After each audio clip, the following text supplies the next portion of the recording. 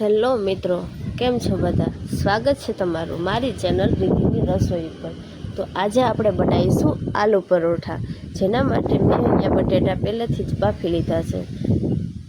તમારે જેટલા લોકો માટે બનાવવાના હોય તે મુજબ બટેટા બાફી લેવાના, એટલી ક્વોન્ટિટી રાખવાની બટેટાની।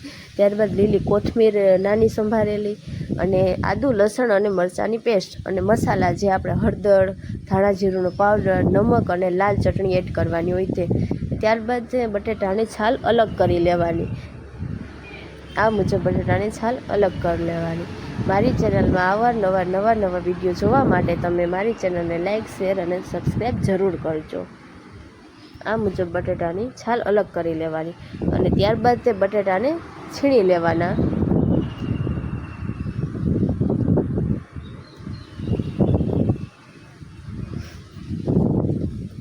છીણેલા બટેટામાં તેમાં આદું, લસણ અને મરચાંની પેસ્ટ એડ કરી દેવાની, જે આપણે તૈયાર કરેલી હતી તે જ ઉમેરી દેવાની। અને ત્યારબાદ તેમાં લીલી કોથમીર એડ કરવાની। કોથમીરની સાઈઝ મીન્સ કે નાની કટ કરવાની, એટલે તે પરોઠા બનાવવામાં આપણે નડે નહીં। અને ત્યારબાદ એક લીંબુનો રસ એડ કરી દેવાનો, અને ત્યારબાદ તેમાં સ્વાદ અનુસાર નમક નાખવાનું। જો તમે બટેટા બાફવા ટાઈમ નાખ્યું હોય નમક, તો આમાં ઓછું નમક નાખવાનું। મેં બટેટા બાફવા ટાઈમ નહોતું નાખ્યું, તો હું એ મુજબ નાખીશ નમક। અને ત્યારબાદ તેમાં હળદર, એક નાની ચમચી હળદર એડ કરી દેવાની। ત્યારબાદ તેમાં ધાણા જીરુંનો પાવડર એડ કરી દેવાનો, અને લાલ ચટણી જો તમારે તીખા ખાવો હોય તો તમારે લાલ ચટણી એક્સ્ટ્રા એડ કરવાની। બાકી જે આપણે આદુ, લસણ અને મરચાંની પેસ્ટ નાખી છે તેનાથી તીખો સ્વાદ તો આવશે જ। થોડુંક એવું લાલ મરચું એડ કરી દેવાનું। અને ત્યારબાદ તે બટેટાની સ્ટફિંગ હોય તૈયાર કરવા માટે તે બધું મસાલા નાખ્યા હોય તે બટેટા હારે મિક્સ કરી લેવાના। તે બધું મિક્સ થઈ જાય ત્યાં સુધી મિક્સ કરતું રહેવાનું, હલાવતું રહેવાનું।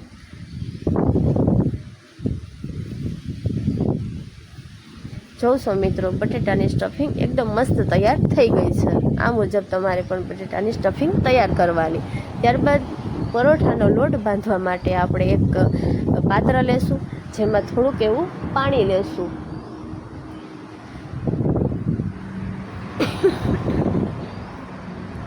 પાણી લેશું, જેમાં સ્વાદ અનુસાર નમક નાખીશું। નમક આપણે બટેટાની સ્ટફિંગમાંય નાખ્યું હોય અને આ લોટમાંય નાખ્યું હોય, એટલે તે મુજબ નમક નાખવાનું। સ્વાદે ખારા ન થઈ જાય તે ધ્યાન રાખવાનું। અને ત્યારબાદ તેમાં પરોઠાનો કલર લાવવા માટે આપણે હળદર એડ કરીશું। હળદર વધારે એડ કરવાની, જેથી પરોઠાનો કલર એકદમ મસ્ત આવે।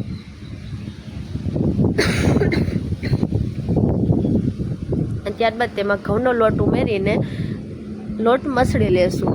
ઘઉંનો લોટ જેટલા લોકો માટે આપણે બનાવવાનો હોય તે મુજબ તે તૈયાર કરવાનો। મારે 4 થી 5 લોકો માટે બનાવવાનો હતો, તો તે મુજબ મેં લોટ લીધેલો છે। તમારે પણ તે મુજબ લોટ લેવાનો।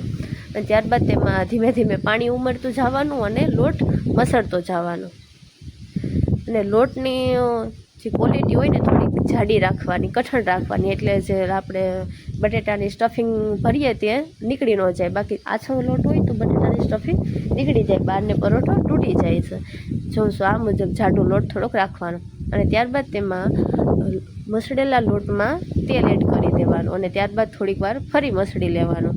જેટલો આપણે વધારે લોટ મસળશું તે મુજબ લોટની સોફ્ટ બનશે, અને એકદમ પરોઠું પણ એકદમ મસ્ત સોફ્ટ બનશે। આ મુજબ લોટ મસળી લેવાનો।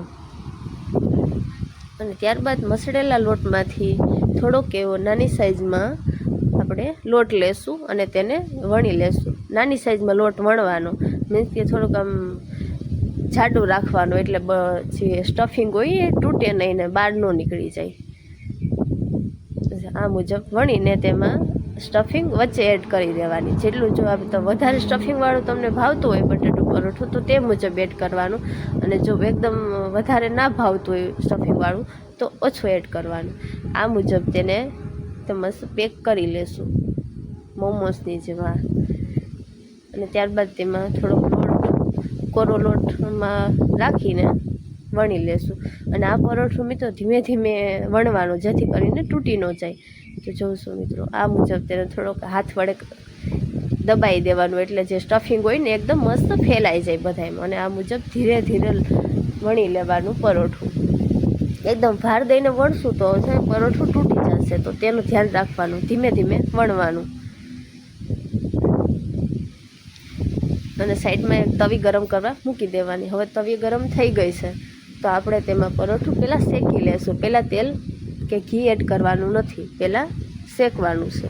જો તમને ઘીમાં ભાવતા હોય તો તમે ઘી સાથે તળી શકો, અને જો તેલ સાથે તળવા હોય તો પણ કોઈ વાંધો નથી.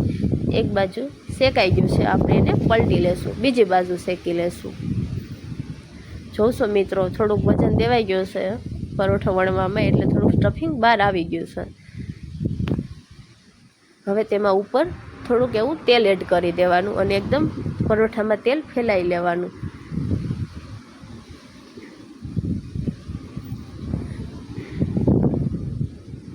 એ રીતે ફેલાઈ લેવાનું. ત્યારબાદ પરોઠાને પલટી લેવાનું અને બીજી બાજુ તેલ ઉમેરી દેવાનું. એકદમ ઓઈલી પરોઠા ન ભાવતા હોય તો આપણે થોડું તેલ પણ એડ કરી શકીએ. થોડા તેલમાં પણ મસ્ત પરોઠા બની જાય છે. આ મુજબ તેલ ફેલાઈ લેવાનું. જો ઓલી બાજુ શેકાઈ ગયો હોય તો પછી એ બાજુ પલટી લેવાનું ફરીથી. જોશો મિત્રો મસ્ત એવો આલુ પરોઠો તૈયાર થઈ ગયો છે અને એકદમ સોફ્ટ છે. જોશો મિત્રો મસ્ત તૈયાર થઈ ગયું છે. તો આવી જ નવી વાનગીઓ શીખવા માટે મારી ચેનલને લાઇક, શેર અને સબસ્ક્રાઈબ જરૂર કરજો. રિદ્ધિની રસોઈ પર.